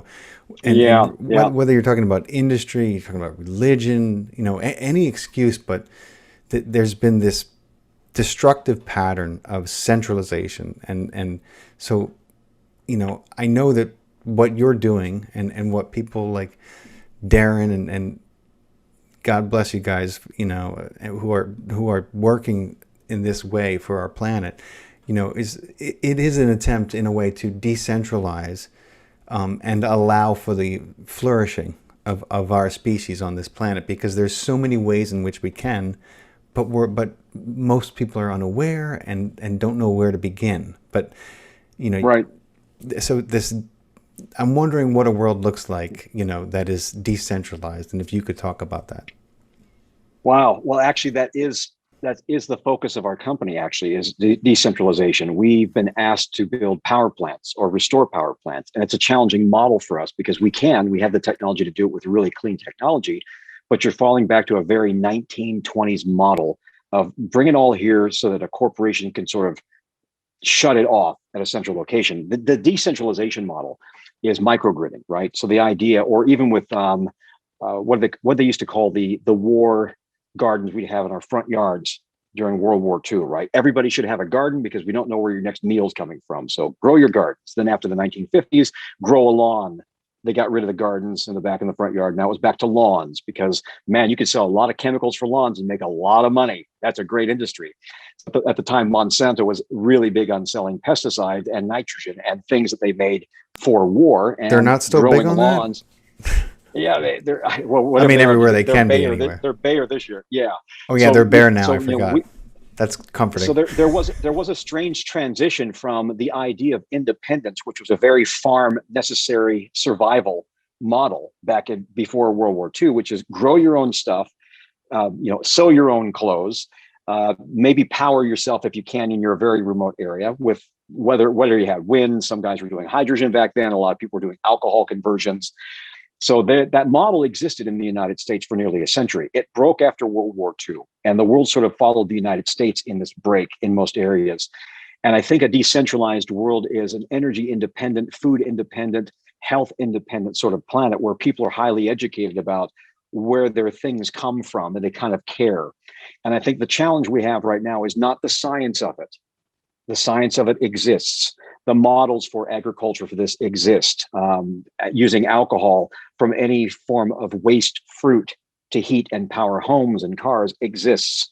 So these things have been around for a long time. It's a matter of whether people care enough or not, because you're not going to get it from a government, and you're not going to give it from a factory, and you're not going to give it from an industry nobody's pushing decentralization unless you're a cell phone provider, right? Those are the only groups that I can think of right now that love the idea of decentralization and mobilization. Everybody else is centralized, bring it under control it, be able to shut it off if you have to shut it off. That's a very corporate model for things. And agro, unfortunately, fell into that same model. Get as much out of a small patch of earth as you can for as long as you can. Damn what happens if you do that, because by then we'll be out of this division and it's somebody else's problem. So we've run into a really big somebody else's problem issue on this planet. And unfortunately, it's social engineering, and it's going to be a very challenging thing to break. I think the generation of kids we have right now going through school are getting broke a little bit of the idea that you don't need to have the things that we've been sort of shackled to for the better part of 15 years. There is thought independence, energy independence. You Is can there start thought eating your own independence? food. Well, I mean, think there is, but again, it's conditioning. There's thought independence, but it depends on what you absorb all day long, all week long, and you adopt as your sort of thought religion, right? Like, what yeah. is it? What are you conditioning yourself for? I think it's really challenging, as the military has proven, to break conditioning. Conditioning is a very tough thing because it's Oh my comfortable, God. even when it hurts, right? Yeah. So psyops has been around for a very long time, and it's a fairly successful science of how to condition people by I'll just say. torturing them with something long enough. Advertising is psyops. Yep. YouTube gets into psyops. Obviously, everything you see on the news feed you get on everything is psyops. So Yep. we're unfortunately, we have to break the conditioning, because the science for what we want to do exists for energy independence, for food independence, for getting rid of all the stuff, all the chemicals that are in our foods, being a little smarter about our own personal health, because we've gotten very lazy about that. It's just about getting entertained and feeling good all the time. That's right. Is sort of the If you MO. get sick, I don't won't worry. do You it. can just go get treated for That it. that's right. Don't be uncomfortable for more than 5 minutes. And if you are, my God, turn on YouTube or go Yeah. go Or take Netflix. something. Netflix and chill. Right. So I think we have turned into that group of people that got stuck in that spaceship in Wall-E, where we're turning into that. And as long as it's convenient, it tastes good and feels good, I'm happy. We're back into the matrix. Plug me back in. I That's think right. that's the biggest challenge we're going to have, and that's out of my realm, is trying to figure out how we're going to break the social conditioning in the next 10 years before we extinct ourselves. That's it, man. And that's what worries me. That's what keeps me up, and that's what keeps me frustrated. I mean, motivated but frustrated, seeing the amount of people just completely oblivious. Yeah. Yep. And then intelligent, highly intelligent people who Yeah. just have no idea. That's right. Where do you go? That's a grand scale that you need. That's a tough one. I mean, I know it. It's a tough one, man. It really is. COVID, it's funny because for about 5 minutes there, I thought COVID might be that thing that sort of breaks everybody off a little bit, but it did the opposite, because they tuned in 12 hours a day yeah, to YouTube and TV, and they really started adopting whatever the social message was that government at the time and yeah. advertisers at the time wanted to deliver to you. And man, they're just lapping it up. I mean, Everybody's for the most now. part, you've had some people who have taken the opportunity to step back and observe and say, wait a minute, Yeah, this is fucked up. that's Something's right. not right. So you've had some people. I noticed that a lot. And not more so than before, but then you've had the opposite effect on the people who were tuning in a little before. So it's like, Right. Now they're polarized. Now you have Yeah. people. There's a big old line in the sand now, and Yep. it's It's just crazy town here. Yeah, it's true. I'm in New York It's City, true. so it's like the belly of the beast. I mean, you can't walk down Ground the street zero. here. You can't get in an elevator with somebody here. That's right. The fear factor, the fear level is off the charts. Well, to give you an example, I flew overseas on an international flight. There was 11 of us on the flight. 11 of us. We were masked. I couldn't even see where the other individuals were. When we got to the airport, there was a military group waiting for us. I'd never seen that before. They marched you into a line. They swabbed your nose. They had nurses check your temperature. They rushed you immediately to get your baggage, and they put you on a bus. And they said, "You're going to your hotel." I said, "I haven't booked one." Didn't matter. State's got that covered. Take you to a hotel, and they lock you in for 14 days. I didn't know you could do that. I didn't know you could do that either. I mean, I was unawares. You certainly can't do that here yet, although they're working towards it. That's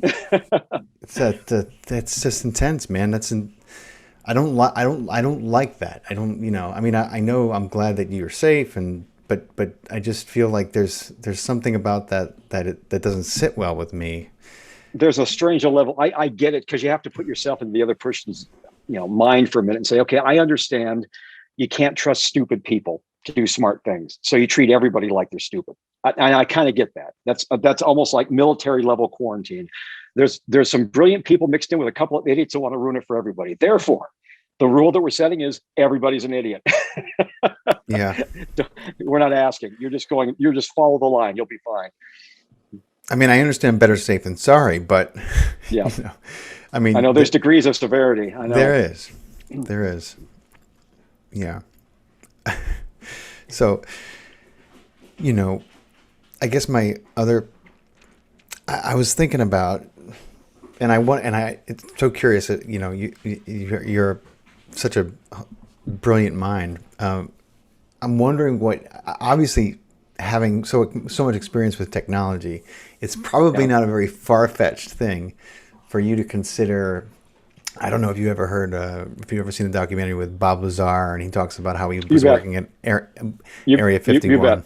Yeah. Yep. So, I mean, Yep. you've probably seen that, and you're like, yeah, well, it was probably no stretch for you when you heard him talk about it. I've actually employed a couple of ex-Area 51 guys over the last 15 years. So I've worked with a lot of military, Air Force engineers, special ops guys that work with microwave technologies. When you start getting into anything that's a microwave technology, somehow it kind of crosses over into weapons and it crosses over into communications.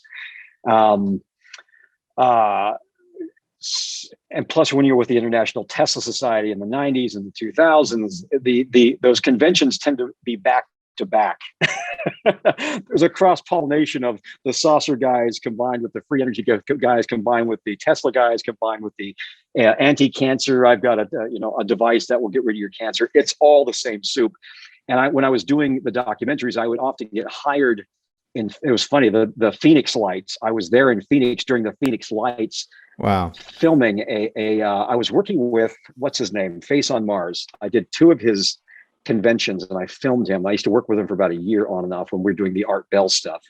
What was his name? Richard Hoagland. So Richard Hoagland and his little parade of people. There was a group of them that were very big on the MUFON conventions and UFO conventions, Face on Mars, and we there was a lot of that stuff going on. And you guys were in Phoenix during the Phoenix. I mean, yeah. How can you call that a coincidence? There were so many people in Phoenix. It was a weird. I remember it well because I remember having to take my camera off the sticks and trying to get. It was such awful focus because I had this Panasonic VX1000 thing. It was like the year 2001, and you could not. No matter how hard you tried, you could not get this thing to focus in. It just looked like a series of blurred lights. So you just sitting there trying to call people saying, "This is what I'm looking at. It's still here. It's 45 minutes and it still hasn't come out of the sky. It's about the size of Phoenix, man." And nobody's believing it. And you have all these guys at this saucer conference going out of their minds trying to figure out, well, are they a series of flares dropping in at the same time over the mountain during a military exercise? Are we seeing this? It's so funny the saucer guys are saying that. Are we being hoaxed? Yeah. And then of course for about, for 2 years they had enough. There was enough after that event for 2 years worth of conferences that brought everybody in. And we had who's that other guy that got abducted in the Pacific Northwest, used to show up to those things every year. He was a famous one. And then we had the communion guy. And there's so many different tiers of those people. They had the abductionists and they had the science guys, and they had the guys that were there for anti-gravity only, couldn't give a shit if you'd been abducted or not, didn't want to talk to you, they thought you were goofy. And they thought those guys were goofy. It's really funny. There are so many different tiers of the what do they call them? The contactees versus the guys that just want to know what's the material of the saucer made out of, so I can go get the indium and start doping the aluminum and using a high voltage current to lift my house. There's different tiers of those guys. But yeah, it's not far-fetched just because I've seen enough. Another friend of mine, good friend of mine, who I haven't talked to in about 4 or 5 years, David Adair, was probably one of the most extraordinary stories that I'd ever heard. That was pretty irrefutable, because he was a kid who built an atomic rocket with a grant back in 1970 or 72. The Navy picked up on it. He was published. He was flown to Area 51 to actually examine an engine that was very close to the atomic rocket that he had won his prize for in his state. And he had an incident. You could look him up. He was flown home, and then in around 2005 or maybe earlier than that, maybe in the 90s, late 90s, he was brought before Congress in a closed session, and under penalty of perjury, produced an air ticket, a prize that he won from the Navy for the atomic rocket, and proof that he had been taken to Area 51 to examine something, a ship, and an engine that matched his atomic profile. And it was under penalty of perjury. This guy wasn't lying. He didn't want to do it, but he was coerced into going down there and showing that he had actually been to Area 51. And yes, there was stuff there that was highly suspect as far as we didn't make it, there's no way we could have made it, and he Right. validated it. Well, they finally came out and actually just said that. They decided Right. to do it in the middle of a pandemic, so nobody noticed Of or saw the course. headline. Right, right, yeah, right. Everything you thought was real. Everything you thought Yeah. was real. Go back I to said the that wires. says, Go did you back see to the that? And wires. everyone's like, no, they didn't say that. I'm like, it was just on the front page. Yeah, but did you hear about CIA that? released all the files. I'm like, oh my Yeah, but where are you God. getting your vaccine? Yeah, are you in, Yeah, exactly. but where are you getting your vaccine? They're like, did you see there I was know. trucks outside the hospital? I heard there was bodies. I'm like, Crazy. never mind. I know. It's wacky. Yeah, there were so many funny memes going around during the quarantine, with people in the UFOs, and it was funny. It's true. Yeah, It's true. So I wanted to ask you, man. Like I heard about this this crazy conflict that went on. Back it was in the early 1900s, I think, between Rockefeller and it was Ford. It was like Ford and Ford. Yeah. you had this was basically the dawn of the petroleum cartel that took over the planet. Yeah. And It's funny. Tell Most me people about don't know. It was the reason for prohibition. It's an interesting story. So going back to George Washington, America was really big on cider and alcohol for the better part of a century and a half or so, right? And in the early 1920s, when Ford made a truck that could use multi-fuels, and you could just adjust the choke on this thing because the carburetor would take in whatever a farmer could basically produce as a source of fuel, whether it was ethanol from corn or soybeans, sugar beets, sugar cane. A Ford could run on just about anything in the 1914s, 1920s or so. Now, Rockefeller had Standard Oil, and they started working a deal where they wanted to have one unified oil. Now, gasoline at the time was a waste byproduct of kerosene. They used to throw it, and you can see these hilarious old news reports, newspaper articles of the Mississippian rivers catching on fire from the waste byproduct that used to be thrown into the river because they wanted clean kerosene that burned clean in your house. And they got rid of the waste byproduct, which was gasoline. But what was great is gasoline could run a car. Didn't matter how polluting it was. A Ford could run on this thing. Henry Ford had really pushed hard against this and said, I'm not here to adopt a car for a guy that wants to pull up to a pharmacy, take a gallon of what the pharmacy wants to sell him, because this is before a fuel pump, and put it in his car and make it run. I want to have a car for the people, a car for the farmers. So every Ford was a multi-fuel vehicle at the time. So I may get the name wrong. So two factions financed both sides of Congress to pass prohibition, and they were done. It was done through the Women's Temperance League, which was this holy roller group that was given $2 million to basically bribe Congress. Now, $2 million back then was a lot of money, because you used to think, what would make a cigar smoking, vodka drinking men's organization like Congress stop drinking alcohol? Well, money made them stop drinking alcohol. They never stopped. They just made everybody else stop. Of course. The reason for that is they made distilleries illegal. Now, every farm back then had a distillery in order to survive. Not from moonshine from really just drinking, but actually to run the tractors, run the factories, run the vehicles, because alcohol is carbon neutral, and it's a very easy thing for a farmer to get because it's infinitely regenerative. You bring it in, you throw some yeast inside there, you've got your alcohol, your 200 proof, you throw it in your car. As long as it's tuned correctly, the car never carbonizes up, the engines never get dirty, there's no carbon buildup on these things. It's the ultimate American fuel source. Well, that just won't do. So you've got a guy who wants to sell Standard Oil, a waste byproduct from kerosene, and he wants to make sure every American must use it in the vehicles because Fords were going off the hook in terms of sales.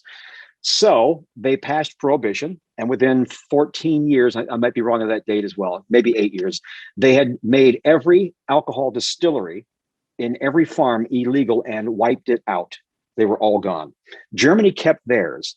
And there's an interesting segue to this. So we wiped out our ability to make alcohol and made it illegal long enough that every farmer basically starved out and eventually was forced to use a petroleum product to run their factories and then run their vehicles. The Germans picked up on what was going on over here, and they said, there's no way we're ever going to allow that. So every farmer must be allowed to grow his own fuel, whatever you want to use, whatever you've got out there, just distill it, oranges, apples, grapes, whatever you got, use it to keep running your farm.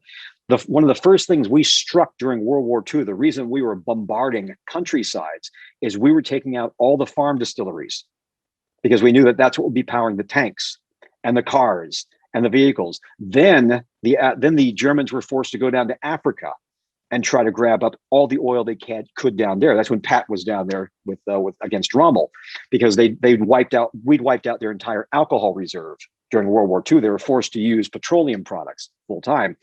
We knew that. We knew that was our weakness as well. We'd knocked out our alcohol reserves. We were concerned about our petroleum reserves. So we thought, okay, this is how you get rid of it. You stop the farms first, then you go after the petroleum reserves. You'll win the war because the supply chain is going to be completely cut. Anyway, there's a bit of a segue, but the all-American fuel. You mean so prohibition wasn't about stopping people from drinking that sinful alcohol? Had nothing to do with the religion of alcohol. It wasn't about keeping people safe?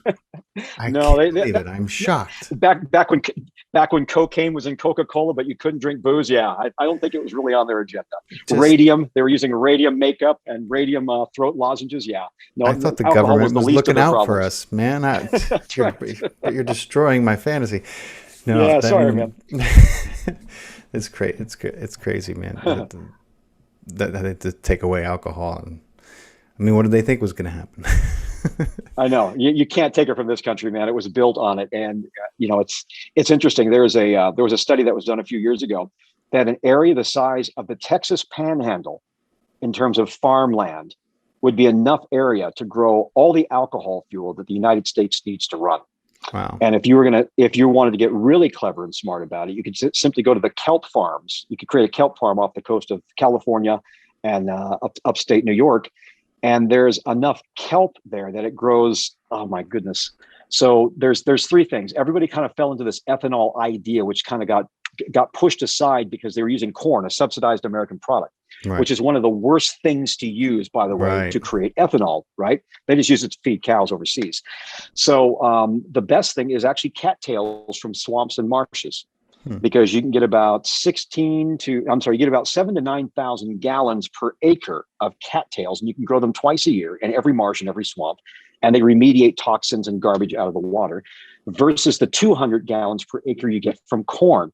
When you go to kelp, it grows 11 inches a day, and you get 17 to 19,000 gallons per acre. Wow. And it's carbon neutral, and you could just mine it all year long. So your shipping fleets, your tankers, 14 tankers are the equivalent of all the pollution of every car on Earth. There's over 60,000 of them, I believe. So every time you buy an electric car and it gets put onto the back of a tanker and it's brought in from Japan, you just neutralize this with the carbon waste that comes out of the fuel that's not burned inside of every tanker that hits the California shoreline or the Seattle shoreline. So how do you neutralize that? You take the kelp, create the fuel. Now you're a carbon neutral ship. It just, why? I don't ask why anymore. We don't do whys. We realized a long time ago our division is no longer answering why. We just looked at what will do it. This is what we'll do it. You wouldn't be able to keep doing what you're doing if you asked why too many times. You'd lose No, you can't. You'll go out of your mind, or you'll get shot. Yeah, one or the other. Yep. It's amazing. It's amazing what we already have on this. And when you start to really dig deep and go down the rabbit hole on what happened after the war, before the war, and the technologies and the Germans, the name that often comes up, and the way that the war went down, and the way that we brought the German scientists over here, and what happened after that. It's very, very interesting, because events are not exactly what we're taught in right. You definitely get the glossed over Disney edition of everything historically. Absolutely. I mean, the Disney edition, it's a great way to put it. It's pretty much a fairy tale, Yep. But it's amazing to see what we actually have right now. Every year they talk about what we can do, and everyone has a plan, but really we have what we need right now to turn everything around. And we do. I mean, that's wonderful to know anyway. I mean, you kind of know, but then to speak to someone like you is is really, it's like a breath of fresh air. It gives me a lot of hope. Well, thank you. Yeah, I try. absolutely. So are you familiar with the Heinsberg principle? I mean, I bet you are, but I am, but how you want to reference it? I mean, so, we're living in a society now where we've got, Bill Gates sending Elon Musk's, well, maybe he has his own satellites, but, they want to, and everybody has a different theory about why they want to, but they want to be able to really track and surveil and keep. I mean, they already have a multitude of ways they can do this. We know that through our smartphones. People are taping their webcams up at night because they're paranoid and, powering down everything, because we know that these agencies and companies have the ability to just, flip it on when they want to, Right. if they want to.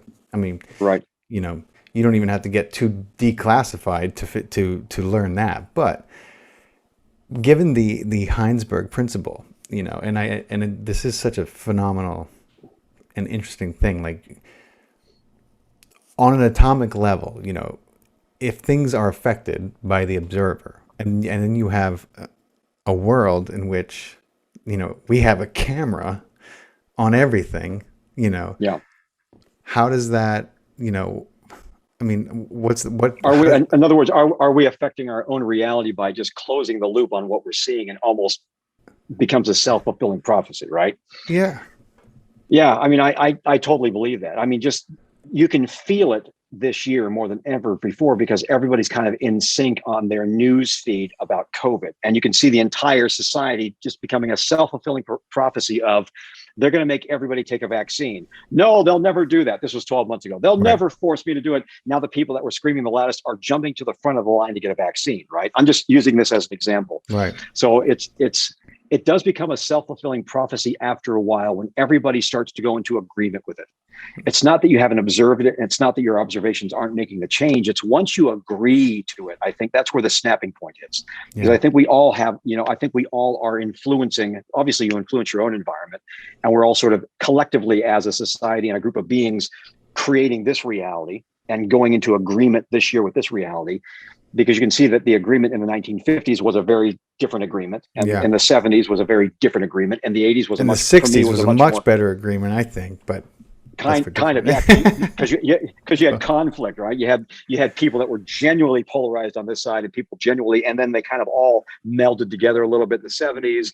Then it started coming apart again in the 80s, and in the 90s it started turning back into the 60s again. Yeah. And that, and you can see the trends on everybody kind of just going into agreement on this stuff. And it is always interesting to me that, especially recently, the thing that scares me the most is social media. I'm starting to really hate it, to be honest with you. The Facebook stuff and all this. At first I thought it was amusing. It was a great way to connect. And now I truly do see, after the last couple of elections, and see how people utilize this thing. Oh my God. It's the ultimate psyops tool for taking down a society. All you have to do is suggest that something is occurring, and it trends. And the intelligence agencies know that now. You can get something to trend and just get a lot of goofy people to just start spreading your virus around. Nobody questions anything. I mean, it's on the nose. That's the most dangerous. Yeah. That, I mean, it's like, and it's so incessant that Yeah. it literally, like, it's almost like you can't even hear it anymore. It's like, Right. That's right. you find You're so yourself. used to. Yeah. Yep. And it's, Yep. it's like, and one day I think if you're aware enough, you kind of slap yourself in the face and realize, wait a minute, that's not the way I feel about this. That's why right. Why am I thinking that? What, And it's funny. It's probably only at that point when you disagree with something that you've been agreeing with for a long time, that there's something about it where you go, wait a second. Yeah. That's not true, but I've been believing it for a long time. And then now you're shaking a little bit. Your idea and your concepts about what was real is like, oh, wait a second. All right. We just had to make a slight adjustment because the death ray attacked Chris as soon as he started to talk about psyops and COVID and use that They B found word. me. But Matter of time. safe now. Actually, this is his clone. That's right. He's been dead for hours. He hasn't been out in the sun like the other guy, but welcome back. This is complete lack of vitamin D inside of a quarantine hospital for 7 days. Yeah, welcome back. Anyway, thank you. It's good we got off the subject we were talking about anyway. We don't want to get in trouble, but yeah. So yeah, that being said, I mean, with the satellites going up and I mean, we were just finishing our conversation about what that looks like and what effect that has on the world. I mean, what do you that is being foisted as something that is going to become, quote, the new normal, that there will be surveillance, that there will be 24/7 surveillance on every human being on the planet. I mean, that's what a lot of the goals are. I'm wondering, how that affects the population, how you see it. Oh, interesting, man. I think that they're going to be so conditioned by it, they're not going to care. I think we're probably the last generation that's going to care about that. I think you're affected by it. I'm affected by it because we don't like the invasiveness of it. But then I've seen TikTok videos, right? Yeah. I've seen what people are now willing to show that you would never have conceived of putting on a camera, let alone broadcasting it out there. And I think people are living social media lives now. And they want it. They want to be contacted. They're willing to give. I mean, I remember when I first saw Facebook, like in 2008 or something like that, and it was asking for my home address and both my emails or something like that. I went, I would never give somebody on the internet my home address. Are you mad? There's no way. My birthday? Screw you. You're going to try to take my credit cards from me. Yeah. Now you're dumping your credit card information on there. You're applying for driver's licenses online. I did my passport online. Putting stuff out there. Voted. All you had to do was click yes, and then you got a ballot sent to you. This last go. I think the conditioning's working because after the last 10 years, everybody's so used to just plugging everything that they have in now. It's going to be, you wouldn't think twice about the government probably calling you and saying, don't do that in 5 years. I violated that. I knew I was going to violate that. I wanted to see how far I could get with it. I think we're the last generation that cares about invasion. I think they've taken invasion and invasive ideas, especially Facebook and not so much Instagram. Instagram is put your pictures out there, but Facebook, I think, really did a number on this planet in terms of social conditioning and getting everybody used to being intel'd. Because essentially, when I first looked at it, this is like in 2009 when somebody brought this to my attention. They said, did you ever wonder how we got fast tracked for funding and why people were so willing to show you who their friends were and their family and where they were traveling and their vacations? And went, oh my God. This thing is it's an NSA box. It is. Jeez, and we all did it. Like, oh yeah, my favorite movies were that's right. The music that I like, my high school, my elementary school, my mom's birthdays on Thursday. It's all there, man. It seemed like such a good idea at the time. Because I want people to see that, I want people to know that my favorite movie was The Big Lebowski. Right. So then my color is I know, man. It is there is a craziness to it because you are voluntarily now giving up all your freedoms for the sake of entertainment and feeling good for about 5 minutes and that little endorphin hit because somebody liked a picture you just posted of a cat, right? Yeah. We're getting really socially conditioned and we're doing it to ourselves. I back when I was doing in 1999, back when Y2K was right around the corner, I was at all these survivalist conferences with these inventors and engineers. And man, it was the Bill Gates thing was all the rage. He's 666. He wants you to have a chip in your arm. This is in 1999. And I see the whole thing played out again religiously, but it was the same. There was the same mentality of government surveillance is bad. There's none of us want it. And everybody at these conferences were like, we cannot have a phone that tracks you. There's no way you put your information out there. Shred your mail when you're done. I mean, that was the mindset in 1999. Nobody should track anything. I remember my father a couple of years ago, he was applying for something for the VA and he refused to do it online because he was still in that mindset of I can't give them my address online because when somebody steals it, they're going to steal my VA check. I had to drive him to the VA hospital and we did something like this was a while ago, but I remember having to wait at the VA to fill out the forms versus doing the same forms online that I was getting angry that we just didn't do this online. And I'm like, he's actually right. No, he's not wrong. I mean, he's not wrong. I don't know. People are generally unaware that 2020, ironically and not surprisingly, also saw the largest breach of data Oh yeah, on every. by What was it? Do you remember by far. the name of the, what do they call it? Operation, or it was called like Sunflare, or what? There was a name for it, and it literally I mean, like They absorbed all the information from everybody. all the I can tell you. information. I mean, like they even went into the Federal Reserve and stole their information. I mean, they got Right, into right. everything, and the name that they called this was like Sunburst, or it was something crazy. Right, right, right, And I right. remember being briefed about it, and and she was like, the woman said, "This is going to sound like we're joking, but this actually happened." And then she went into it, and she was like, "It's called like sunburst," I think she said. And then she told about this massive hacking that went on, and all these, I don't know how many, like a billion passwords, Oh, and of and and course. and I was like, "I'm Equifax sorry, and tell yeah, can yeah. you repeat that?" I'm just a little blinded by the starburst that you just described. Did you just say That's that right. everything from the Federal Reserve down to, like, Yep. your local Kmart was hacked, and that Right. the public was not made aware that the information was compromised? Basically, yeah. Yeah. That's Yeah. what It's all happened. gone. And 2020, it'd be interesting to know how many times that's actually happened, because right? that's what you know. It's the ones you don't know about that are probably horrific. They've got everything. They've had Everything. everything for a long time.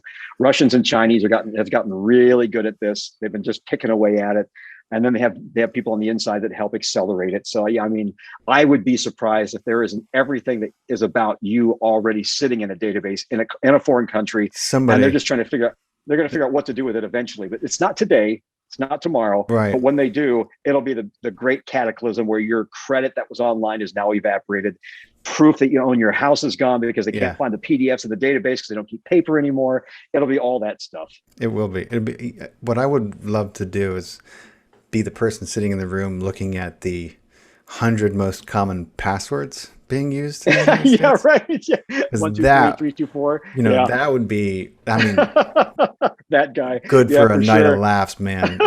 Just to see, like, some of them. I mean, we did this funny experiment where we got the we got the employees to fill out a thing, and we had, before we had everyone change their passwords, we had them, give their passwords they were using, and we showed them, and like the ones they were using were like, I was like, wow. Okay, so from Yeah. now on, you're not allowed to Yeah. use your name. You're not allowed to use your number. You Yeah. know, let's stick with phrases, and not Right. phrases like, I love New York, or, I mean, like, it's Yeah. hilarious, Yeah. Yeah. man. But it's crazy town. So let me take you a little far out with me, and Okay. get you thinking about some of these more exciting topics. Not that anything's more Yeah. exciting than what we were talking about, but um, speaking of UFOs and technologies, and I'm wondering if I mean, you obviously saw UFOs. You were in Phoenix for the Phoenix Lights, which is, Yeah. I mean, you're trying to get a camera on it. That's pretty amazing that you were there at that time. Have you ever seen a UFO at any other point in your life? I have a feeling you might have. No, No? no, I can't say that I have. I've seen so many other exotic phenomena, but I can't say that I've seen a UFO, but I've seen enough evidence from the people that I've worked with Mm. that I trust, and documentation. And I think I've surrounded myself over the years with enough really interesting and creative people that they've brought enough evidence to my table that I don't need convincing. It's not a question of if for Right. me at all. I'm done with that. And I've read enough disclosure books, and I was just really heavy into it in the 1990s anyway. Yeah. When I started working with the Tesla Society, I was just with these people. I was with Major Ed Dame's daughter and son, and these are the Area 51 people. I'm sorry, Mm. the Roswell people. That was all the rage back in 1993 and 94, 95, and then I actually met those people. And then I met with other individuals that had some really compelling photographs of materials, Wow. proof of materials that they brought out that were There was one gentleman who was one of my favorite guys that I'd actually contracted to work for me for about 4 years. He was a microwave weapons specialist. Wow. And I thought that was kind of an oddball thing. And this was in the late 80s, early 2000s. And he was over in the Groom Lake area, the Area 51 area. And his descriptions, it was very interesting, as I met two people, and they both said the same thing, which is they were in conflict with, funny enough, Bob Lazar. They had a lot of problems with Bob Lazar showing up, saying when he was showing up to conferences, because they'd say, there's something you never forget. I'm not sure if you've ever heard this before, but they said that there's one thing you never forget. That would be the first thing you tell somebody when you're picked up at Groom Lake for Area 51. And that's how uncomfortable it was when they stuck the goggles on you and the helmet. They shoved you in a bus and drove you around.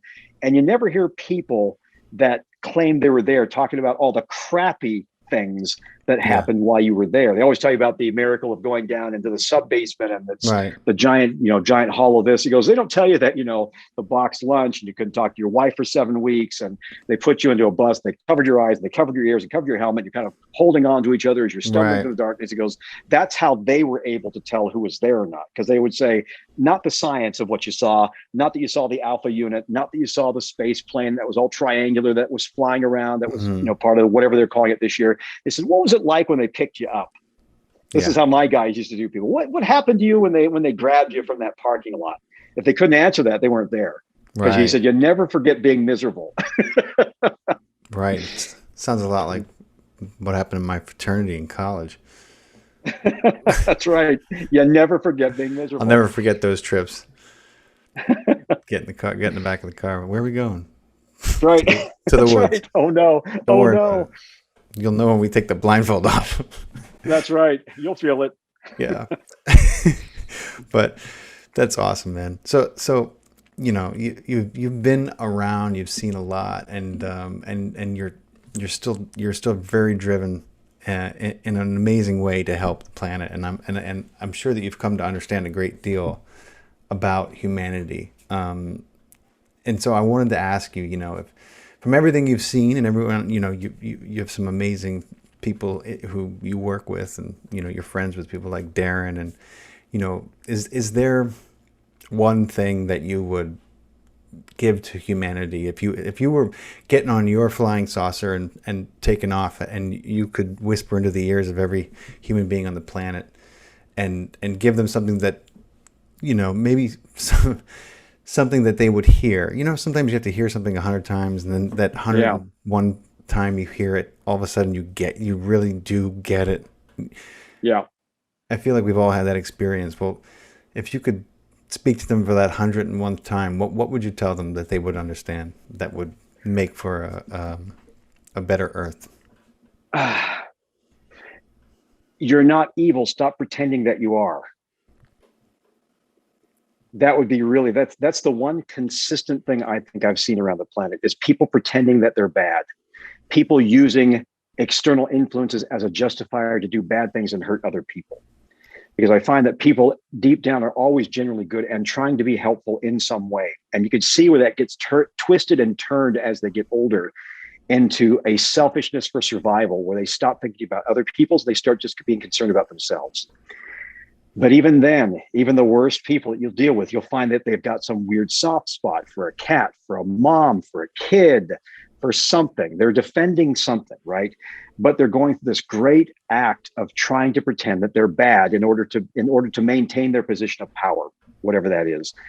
So here I am now, I'm down in the South Pacific, and I'm working with a lot of really amazing people that want to do a lot of good and bring regenerative, sustainable agriculture and power and clean energy systems out. And then in the mixed, not in this group, but you could see around them the influence of people that are pretending to kind of be evil, and they're not, because you can see through the cracks, right? Mm-hmm. And that's really the only thing I can really, if I was ever in, and I've had this conversation with people that were actually pretending to be selfish for business interests, pretending to be selfish because of their political, right? They justify it in their political position, right? Mm-hmm. And they're not. And I get into these, even in corporate conversations with individuals, knock off the dinner theater. There's no audience for this. You're not doing you any good. You're not doing me any good. The reality is this, and this is, I tend to get invited to a lot of these little quiet backdoor sit downs with politicians because I'm not into dinner theater. I don't care about what you did, what you're doing, why you think you're doing it. There's people to save. There's a planet to restore. We know how to do it. Stop pretending we can't. And anything you're doing right now that's counterintention to that is bullshit. It's fake. You're making it up. You're working really hard to pretend that you don't care. I think that's odd. And I think that if you could just get everybody into agreement to stop pretending that you don't care, stop pretending that you're evil, stop pretending you care more about this company than you do about your mom or your kids. We're all here to make this thing work, and we've got to start working collectively on it quickly. That's awesome. You know, and I never heard it phrased quite like that. I mean, I'm an actor, so when you take on the role of a bad guy or a villain, or you know, the first thing you do is remember that most of them don't think they're bad. Most of them, correct. You know, a good villain. That's you right. know, a good actor won't get caught twisting his mustache, right? That's right. That's exactly right. And so but it's a reminder that, you know, even Hitler thought he was doing good. I mean, correct. As atrocious as what he did was, he had this twisted idea that he was saving Germany and saving Europe, and that's right. And so it's like, it always comes down to some kind of good that we feel that we're doing, and God, it's just kind of breaking through to that and getting people to see that, you know, they're justifying their behavior, and it's not even their beliefs that are causing them to justify it. It's this other thing that they've been conditioned and propagandized into believing is righteous. That's right. You know? They've adopted it. They've adopted that persona. So many people. Yeah. Yep. It's so true, man. But dude, this has been incredible. I mean, I have to say, of all the podcasts I've done, definitely one of the most interesting cats I've ever spoken to, and it's been thank you. A privilege. Absolutely. And we definitely do got to get together and party together one day, Chris. I'm on it. That'd be cool, man. Absolutely. I mean, one of these days maybe they'll have Burning Man again. One of these days. Yeah. Something. You'll just have to find it. You'll have to find a nice social distant party with about 1,000 people. Exactly. We'll find one. But it's been real, man. You know, good luck down there. Stay safe, as they say these days. Thank you. And you know, to keep up the great work, man. It's really it's amazing what you're doing. I appreciate it. Thank you. Awesome, Chris. Have fun, man. You too. Take care. Thank you so much. Thanks. Bye-bye.